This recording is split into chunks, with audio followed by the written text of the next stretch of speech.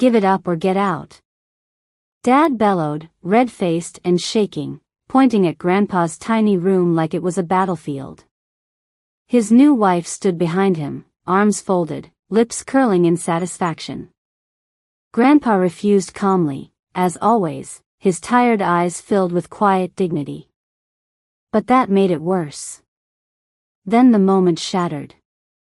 Dad hurled a pot of boiling soup across the room. It arced through the air, splashing across Grandpa's leg. He screamed, collapsed, and writhed in pain. Cynthia smirked. I froze for a moment, then bolted toward Grandpa. Trembling, he stood with my help. He didn't say a word. I didn't either. We just left. When they returned that night, the house was empty. Stripped bare. And a man in a suit was waiting. My name is Liana. I'm 17. This isn't just a tale of a fractured family or betrayal, it's a slow-burning story of justice, wrath, and deliberate revenge. A tale where silence is sharper than knives, and memory is a weapon more powerful than bullets. Once, we were a family. Not perfect, but real. My mother, Rosa, was the heartbeat of the house. She was beautiful in the way that makes you quiet, gentle hands, always humming. She baked on Sundays, danced in the kitchen with Grandpa, and tucked me in with stories about kindness. Then cancer took her. Swift. Brutal. I was 7. Dad broke after that. At least, that's what I believed then. He stopped attending parent-teacher meetings. He drank. He gambled. I watched the man who once built pillow forts become someone who barely looked at me. Grandpa stepped in. He was my mother's father, a retired carpenter with stiff joints and a warm smile. His voice always carried weight, not because it was loud, but because it was steady. He moved in to take care of me, to hold the last pieces of Rosa's spirit together. For a time, it worked. We had a rhythm: school, stories, lentil soup, and crossword puzzles. Grandpa was home. Dad was a shadow. Until Cynthia. She arrived like a thunderstorm. Loud, flashy, unexpected. I remember the first time I saw her, heels too high for our wooden floors, perfume too thick for our small hallway. Cynthia was younger than Dad, 10 years at least. She smiled too often but never at Grandpa. Her laugh was practiced. Her glances were calculating. And Dad? He was smitten. Desperate. He married her 3 months later. That's when everything changed. Cupboards began to lock. Grandpa's tea stash disappeared. My room got smaller. Cynthia's voice got louder. Her complaints were always about space, about inconvenience, about the old man. Then came the final demand.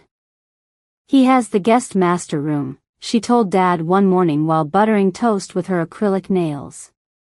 We can't live like this. I'm your wife. He's a burden. Dad didn't hesitate. I'll talk to him tonight.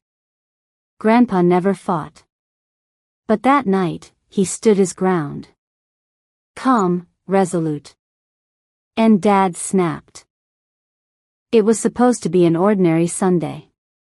Grandpa had made lentil soup in the morning, but Cynthia demanded to cook dinner. The kitchen was tense all day. When she served her soup and Grandpa declined it politely, she flared.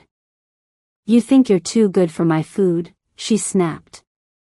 Before he could reply, Dad barged in, already half-drunk. His shirt was stained. His breath smelled of whiskey. Give up the damn room or get out, he shouted. Grandpa replied, voice quiet but firm. This house belonged to Rosa.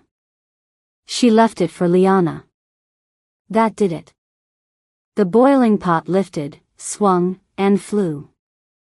The scream that followed burned into my memory forever.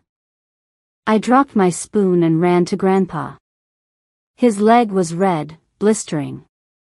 Cynthia laughed under her breath. I grabbed his cane, his coat, my backpack, and helped him hobble out. The winter wind hit like a wall. I barely noticed.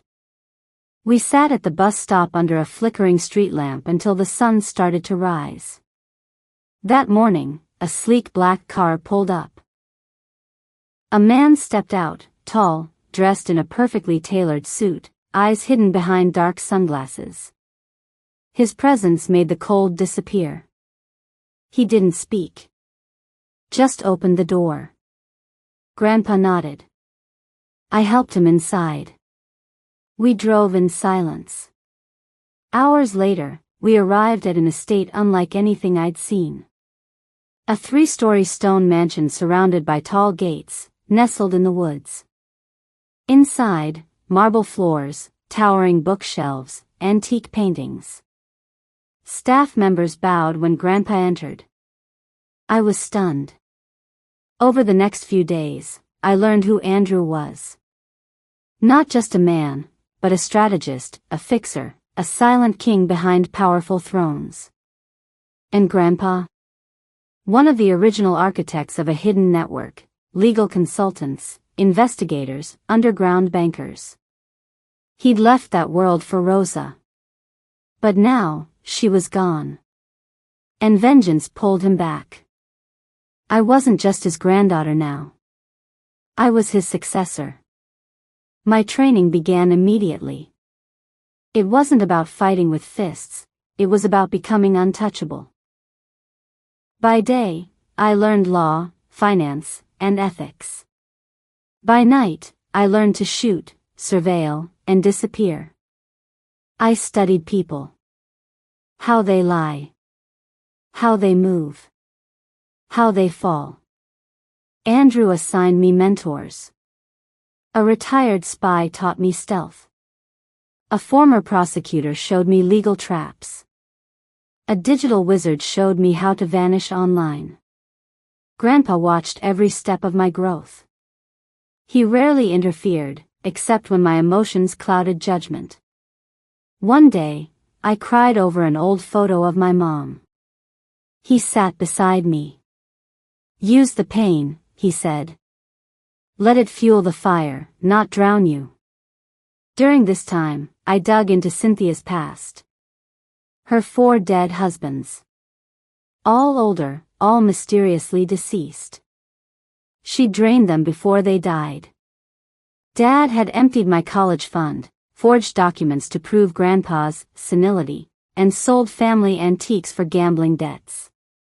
They were monsters wearing the skin of family.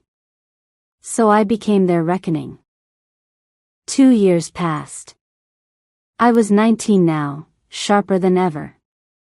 It was a Wednesday when we returned. The house looked the same from the outside. But inside, we had changed everything. While they were on vacation, we'd legally reclaimed the property through ironclad legal channels. Every photo, painting, and piece of furniture was gone.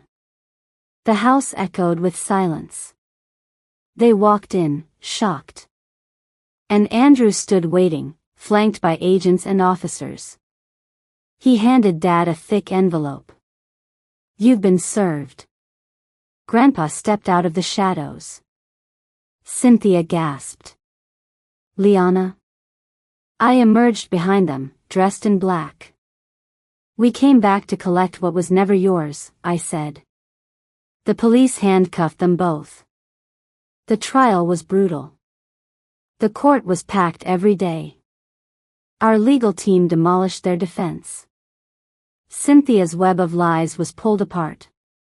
Evidence of insurance fraud, suspected murder, and illegal marriages surfaced.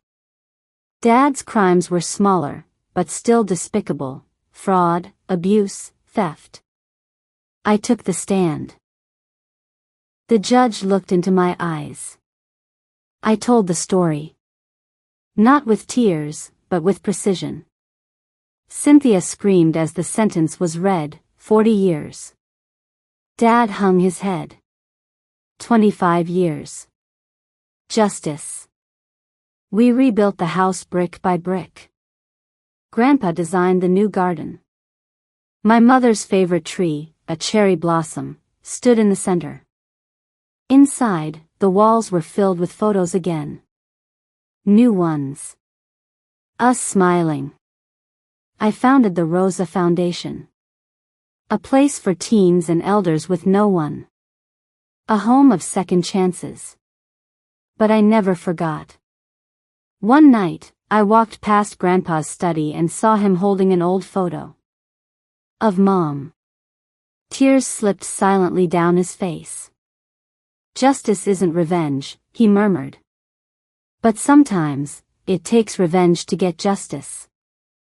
It rained for 3 days straight. On the fourth night, a letter arrived. No return address. Just my name in elegant handwriting. Inside was a photo, Cynthia in prison, arm around a guard, smiling eerily. The back read, "Tell Grandpa I'll see him soon." Andrew was on speed dial. "Activate Protocol Ember," I said. 3 words. A signal that justice must burn again. 6 months later, Grandpa passed in his sleep, peaceful. No pain. Just the weight of a life finally released. We buried him under the cherry blossom tree. The same tree Mom once planted. 1 year later, I received a call. Cynthia was dead. Poisoned.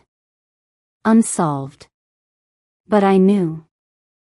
Some enemies disappear without a trace. Others leave a message. I sat in the sunroom, sipping lentil soup. The same kind Grandpa used to make. Peace, at last. But peace is only ever borrowed. Because in a world like ours, revenge isn't just an act. It's a legacy. The end.